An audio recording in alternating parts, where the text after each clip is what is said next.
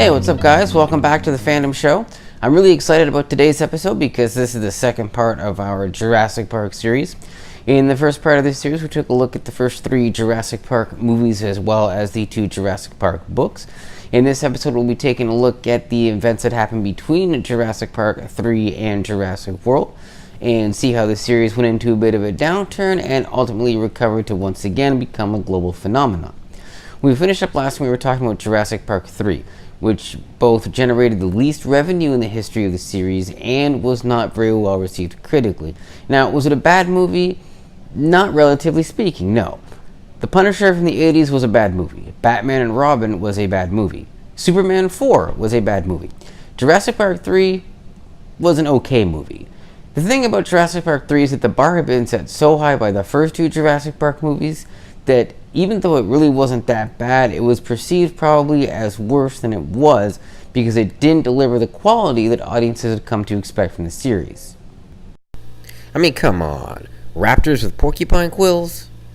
Despite the third film's lackluster showing among critics and at the box office, not long after it was released, tentative plans began to fall into place for a 4th movie. At various times throughout 2001 and 2002, Steven Spielberg, Michael Crichton, and Joe Johnston, who was the director of Jurassic Park 3, were involved in very early pre-production on a 4th film.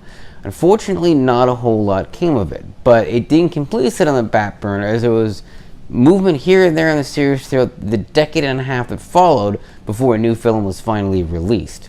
In 2003, the producers for Jurassic Park 4 contacted Jeff Goldblum and asked if he'd be interested in reprising his role of Ian Malcolm. He said he would be.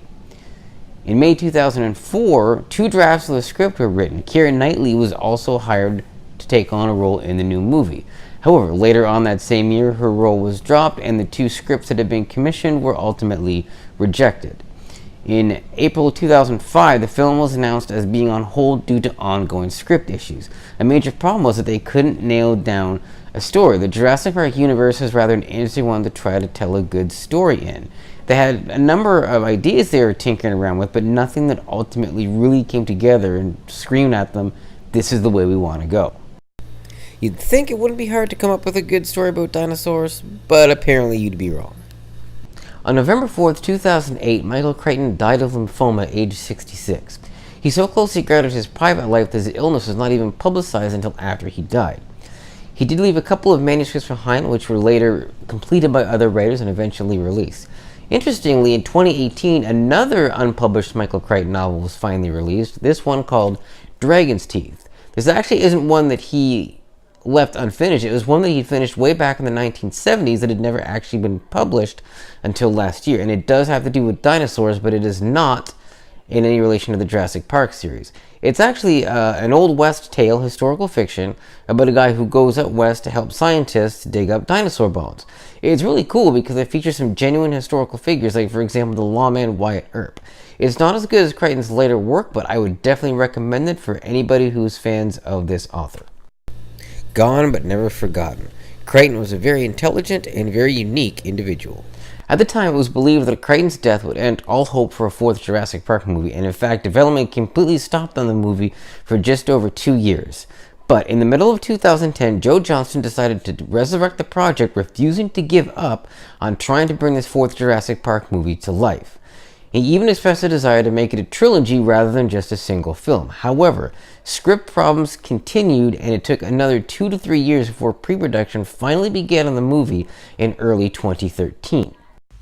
Now there's the kind of news alert you don't see every day. On August 24th, 2014, Richard Attenborough died at the age of 90. He'd been retired from acting since 2009 following a stroke and was never able to live to reprise the role of John Hammond, though he always had a fondness for the Jurassic Park series. Attenborough had a lengthy career as an actor and director across dozens of pictures, but we will probably always remember him as John Hammond. As for the rest of the series, unlike their real-life counterparts, the dinosaurs of Jurassic Park were given a second chance at life when Jurassic World hit theaters on June 12th of 2015. It had been almost 14 years since the Jurassic Park movie had been in theaters, and the world was ready. This picture does not do it justice. If you haven't seen it, see it. It's really good. On June 12, 2015, Jurassic World landed with a huge splash. It was well received among both critics and audiences, and it was a direct sequel to the original film. In fact, it existed in a universe that assumed that Jurassic Park: The Lost World and Jurassic Park 3 never happened. Although Jurassic World was its own independent story, there was still a lot of cool callouts to the original film. Jurassic World went on to gross $1.67 billion, making it one of the most successful and profitable films of all time. I mean, seriously, how could something that looks this cool not make money?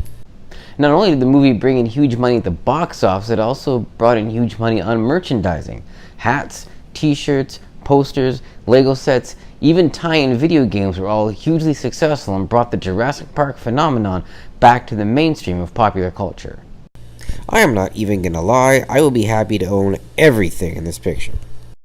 Of course, we know from the beginning there was always supposed to be 3 Jurassic World movies, and it also stands to reason that any movie that pulls in $1.6 billion at the box office is going to get a sequel. So in the case of Jurassic World, the sequel that we got was Jurassic World Fallen Kingdom. Although this had been unofficially announced before the original movie came out, Jurassic World 2, which at the time it wasn't known as Fallen Kingdom, it was just Jurassic World 2, was announced to the world on June 23, 2015, with a planned release date of June 22, 2018. This film is another direct sequel in that it picks up pretty much right where Jurassic World left off and keeps the story going from there. This is the first ever teaser image released for the movie, and it definitely sparked some buzz. In 2016, Sam Neill, who played Alan Grant in the original Jurassic Park film, was asked if he had any interest in returning to the character in a future movie. While he felt that he was largely done with the franchise, he did leave a little wiggle room for a possible return by saying never say never. Also in 2016, Jurassic World Fallen Kingdom director J.A. Bayona confirmed that there would be a trilogy of movies and that there would be another sequel after Fallen Kingdom. In other news, Jeff Goldblum, who played Ian Malcolm in the original 2 movies, confirmed that he would be returning to the franchise and making an appearance in the new movie. His appearance was short, but it was awesome because, Jeff Goldblum, come on now. Despite being largely an original story, Jurassic Park Fallen Kingdom does contain plenty of elements and themes from the first 2 Jurassic Park books. Director J.A. Bayona actually read both of them cover to cover before jumping into the movie, and there are plenty of references to the previous stories in those books. Fallen Kingdom in particular has quite a bit in common with The Lost World. More on that in just a minute. It did not, however, feature the annoying and largely useless Peter Ludlow. Jurassic World Fallen Kingdom was released in the summer of 2018 and, like its predecessor, went on to make $1 billion plus at the box office. However, unlike its predecessor, critic and audience reaction was mixed. The film currently holds a 48% rating on Rotten Tomatoes, which puts it right down the middle. Personally, I had a mixed reaction to it too. There was a lot about it that I liked, but I also found a lot of it derivative, and there were a couple of things in there that I thought really could have stood to be fleshed out more, and a couple sequences toward the end that were really dragging. That said, I know it's the second part of a 3-part trilogy, and I do think the ending set up for part 3 quite well. So I'm going to reserve my final judgment on Fallen Kingdom until I've seen the 3rd Jurassic World movie and can analyze the whole trilogy as a whole. I will say the official logo for Jurassic World Fallen Kingdom was pretty freaking cool. Speaking of Jurassic World 3, there's not much known about the movie yet. What we can tell you is that it's scheduled for a release on June 11th, 2021. Chris Pratt and Bryce Dallas Howard have been confirmed to reprise their roles from their previous films. No word yet on if Jeff Goldblum might come back as Ian Malcolm, but I'd say that one is definitely likely. Original Jurassic World director Colin Trevorrow is going to return to helm the movie from behind the camera. There is no complete screenplay or confirmed story this time, although it's likely that, like its 2 predecessors, it'll pick up right where Jurassic World: The Fallen Kingdom left off and be a direct sequel dealing with the consequences of the dinosaurs now getting out all over the world. Yeah, that line is screwed. Okay, now before I get into the meat of this next part, I just want to underline the fact that I consider this to be a political show. I think the wonderful thing about fandoms is they can be accessible to just about anybody, and I really don't think we need to spend time, delving into politics in a forum like this. There are times and places for that, and I don't really think this is one of them. That said, Jurassic Park is one of my all-time favorite fandoms, so it's something that I feel very strongly about. And I just wanted to make one final comment, because one of the underlying themes of the series is it's basically a cautionary tale of what can happen when man starts messing with things that they really shouldn't be messing with. Of course, in the case of the Jurassic Park story, we bring dinosaurs back, and since we have no experience with dinosaurs, because we've never lived on the planet with them before, all sorts of crazy things happen. Personally, I believe that there are some areas that man should not be sticking their noses in. I'm not going to go into detail on what those are. I just think there are certain areas that for various reasons should be out of bounds. I can't necessarily say that I think cloning dinosaurs is one of them. I think that might be something that could theoretically happen in the future, and on one level be really, really cool. But there are certain other things that I really think that we do a lot better off staying away from. That's all I'm going to say about that.